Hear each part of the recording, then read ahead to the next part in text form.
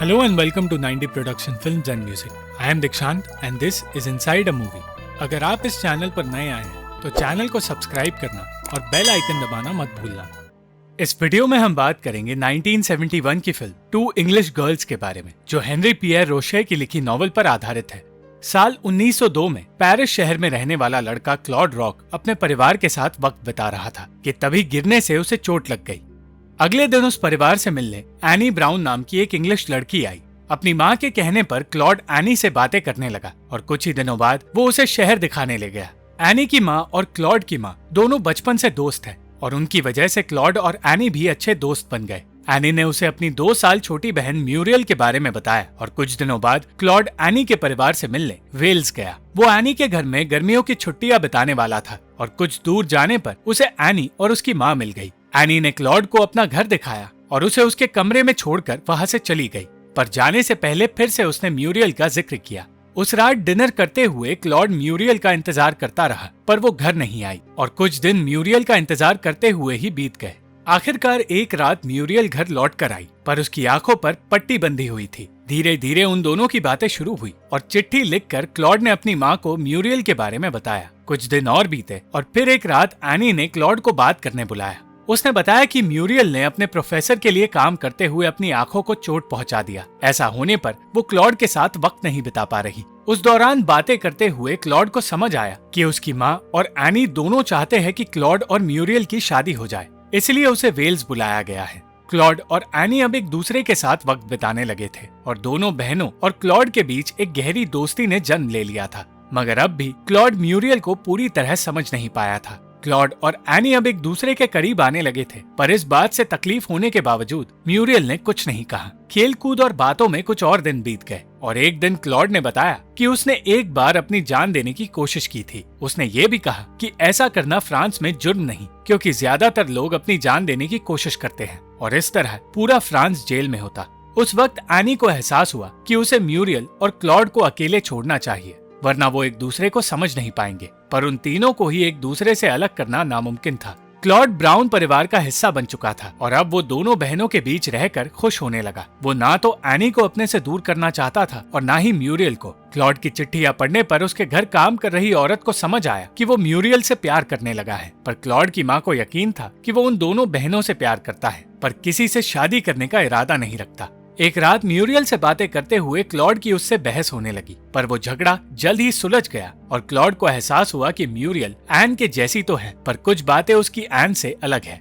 कुछ दिनों बाद म्यूरियल अजीब सा बर्ताव करने लगी और 2 दिनों तक वो अपने कमरे से बाहर नहीं आई। क्लॉड से कहा गया कि वो बीमार है, पर उसे लग रहा था कि म्यूरियल को उसकी कोई बात बुरी लगी है। इस बारे में जब उसने म्यूरियल से बात की तो म्यूरियल ने कहा कि क्लॉड को उससे थोड़ी दूरी बनानी चाहिए, पर क्लॉड ऐसा करने के लिए तैयार नहीं था, क्योंकि वो उससे प्यार करने लगा था। वक्त बीतता गया और सब कुछ ठीक चलता रहा। क्लॉड पूरी तरह से म्यूरियल का हो चुका था और एक दिन मिसेस ब्राउन ने क्लॉड को अपने पास बुलाया। उन्होंने कहा कि फ्रांस और वेल्स की पढ़ाई लिखाई में फर्क है और यहाँ के लोग फ्रेंच लोगों जैसे आजाद सोच के नहीं है, इसलिए उसे ये बात अच्छी नहीं लगी कि उनकी बेटियां भी आजाद सोच रखने लगी है। उन्होंने क्लॉड से कहा कि अब तक वो ये नहीं जानती कि म्यूरियल क्लॉड से प्यार करती है या नहीं, इसलिए क्लॉड को कुछ दिनों के लिए पास के घर में रहना होगा। अगर म्यूरियल को उसकी कमी महसूस हुई तो उन्हें उन दोनों की शादी से कोई एतराज नहीं होगा। क्लॉड कुछ दिनों तक उस घर में तो रहा, पर म्यूरियल की कोई खबर नहीं आई। वो दिन रात म्यूरियल के ही बारे में सोचता रहा और एक दिन उसने एक चिट्ठी लिखी जिसमें उसने बता दिया कि वो म्यूरियल से शादी करना चाहता है। कुछ दिनों तक उसे उस चिट्ठी का कोई जवाब नहीं मिला और फिर एक दिन एन म्यूरियल का जवाब लेकर क्लॉड के पास आई। जवाब में म्यूरियल ने शादी से इनकार कर दिया और क्लॉड का दिल टूट गया। एन का कहना था कि म्यूरियल खुद नहीं जानती उसके दिल में क्या है, पर क्लॉड ने ठान लिया था कि वो अब अपने प्यार को भुला देगा। एन के कहने पर अगले दिन क्लॉड म्यूरियल से मिलने गया और तब म्यूरियल ने कहा कि वो क्लॉड को पसंद करती है, पर उसे शादी के बारे में सोचने के लिए वक्त चाहिए। क्लॉड ने अपनी माँ को ये सारी बातें बताई और उन्हें भी वेल्स बुलाया। वो अपने बेटे के प्यार को समझती थी, पर वो जानती थी कि क्लॉड की तबीयत अभी ठीक नहीं, इसलिए उसे खुद को भी वक्त देना चाहिए। उस रात क्लॉड और म्यूरियल को कुछ वक्त के लिए घर से बाहर भेजकर एक फैसला लिया गया। मिसेस ब्राउन और क्लॉड की माँ दोनों जानते थे कि क्लॉड और म्यूरियल की तबीयत अभी ठीक नहीं, इसलिए उन्होंने फैसला किया कि 1 साल तक उन दोनों को एक दूसरे से अलग रखा जाएगा। वो ना तो एक दूसरे से मिल पाएंगे और ना ही एक दूसरे से बातें कर पाएंगे। अगर 1 साल बाद वो शादी करना चाहे तो उनकी शादी होने से कोई नहीं रोकेगा। इस फैसले से क्लॉड, एन और म्यूरियल राजी नहीं थे, पर उनके पास कोई और रास्ता भी नहीं था। आखिरी बार म्यूरियल से अलविदा कहकर क्लॉड फ्रांस के लिए रवाना हुआ और उसके जाने से म्यूरियल नाखुश रहने लगी। उसने अपने आप को क्लॉड को सौंपने का फैसला कर लिया था और 1 साल बाद क्लॉड से मिलने का इंतजार करने लगी। क्लॉड एक अच्छा बेटा बनकर रहना चाहता था और इसलिए वो अपनी माँ के साथ वक्त बिता रहा था। कुछ दिनों बाद उसे एक एग्जीबिशन में लंदन बुलाया गया, पर उसने वादा किया कि लंदन जाने पर भी वो म्यूरियल से नहीं मिलेगा। फ्रांस वापस आने पर वो अलग अलग औरतों से मिलता रहा और एक तरफ जहाँ म्यूरियल दिन रात क्लॉड की सोच में डूबी थी, वहीं दूसरी ओर क्लॉड के दूसरी औरतों के साथ अफेयर्स चलते रहे। 6 महीने बीत गए और तब क्लॉड की लिखी चिट्ठी पढ़कर उसकी माँ को पता चला कि उसने कभी शादी ना करने का फैसला कर लिया है। वो चिट्ठी म्यूरियल तक पहुँचाई गई और चिट्ठी पढ़कर म्यूरियल का दिल टूट गया।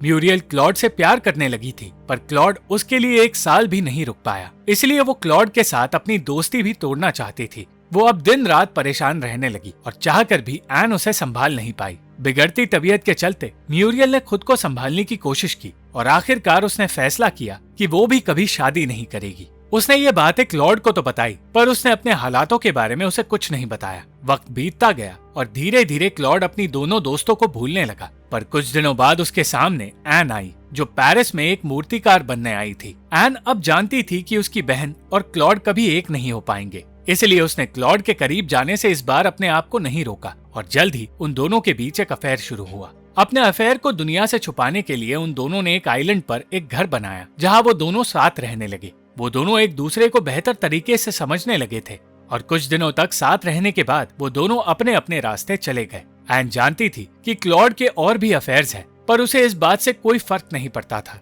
वो जब भी पेरिस आती थी तो क्लॉड के साथ रहती थी और एन भी क्लॉड की ही तरह अब दूसरों से मिलना चाहती थी। एक दिन एन की मुलाकात दियोरका नाम के एक आदमी से हुई और क्लॉड समझ गया कि एन उसे पसंद करने लगी है। एक दूसरे के साथ होने के बावजूद एन और क्लॉड दूसरों से प्यार करने के लिए आजाद थे, इसलिए दियोरका और एन के अफेयर के बारे में जानकर भी क्लॉड ने कुछ नहीं कहा।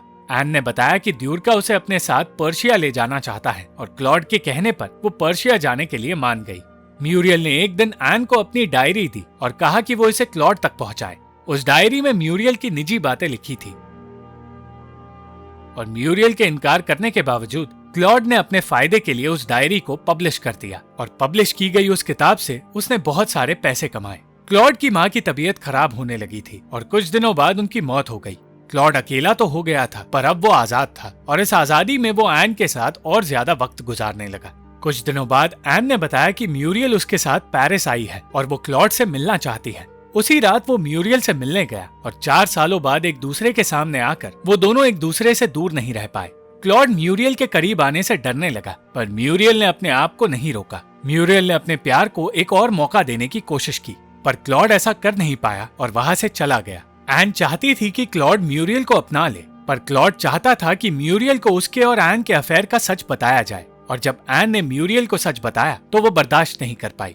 वो सच सुनकर बुरी तरह परेशान हो गई और सदमे की वजह से वो डिप्रेशन का शिकार हो गई। एन की कुछ दिनों बाद निकोलस नाम के फ्रेंच आदमी से सगाई हो गई, पर जल्द ही वो सगाई टूट भी गई और अब क्लॉड के साथ वो हुआ जो उसने दूसरों के साथ किया था। वो पूरी तरह अकेला पड़ गया और पछतावे में अपनी जिंदगी काटने लगा। दियोरका ने क्लॉड की नई किताब पब्लिश की और इस तरह उन दोनों की दोस्ती हुई।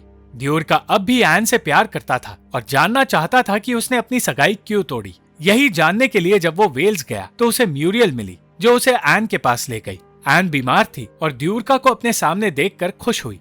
वो दियोरका के साथ रहने के लिए तैयार हो गई थी, पर उसी दिन एन की मौत हो गई। ये बात दियोरका ने क्लॉड को बताई और कहा कि एन हमेशा से जानती थी कि उसकी मौत होने वाली है, क्योंकि उसे कई सालों से टीबी की बीमारी थी। कुछ दिनों बाद दियोरका ने बताया कि म्यूरियल 2 दिनों के लिए फ्रांस आने वाली है और उससे मिलने क्लॉड उसके पास गया।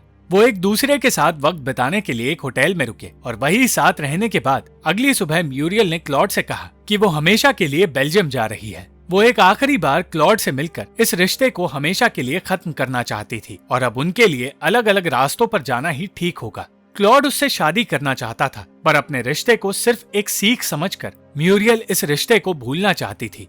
म्यूरियल की बात समझकर क्लॉड ने एक आखिरी बार उसे अलविदा कहा और दोनों इंग्लिश बहनों के साथ के अपने रिश्ते को एक किताब के जरिए बताकर क्लॉड भी अपनी जिंदगी में आगे बढ़ा। 15 सालों बाद म्यूरियल अपने पति और बेटी के साथ खुशी से जीने लगी और क्लॉड अब एक कामयाब राइटर बन गया जिसने कभी शादी नहीं की। वो अपनी जिंदगी के आखिरी दिन तक यही सोचता रहा कि उसकी जिंदगी कितनी अलग होती अगर उसने म्यूरियल से शादी की होती। Thank you for watching this video. अगर आपको ये वीडियो पसंद आई तो इस वीडियो को लाइक, शेयर और इस वीडियो पर कमेंट जरूर करें और इस चैनल को सब्सक्राइब करना मत भूलना।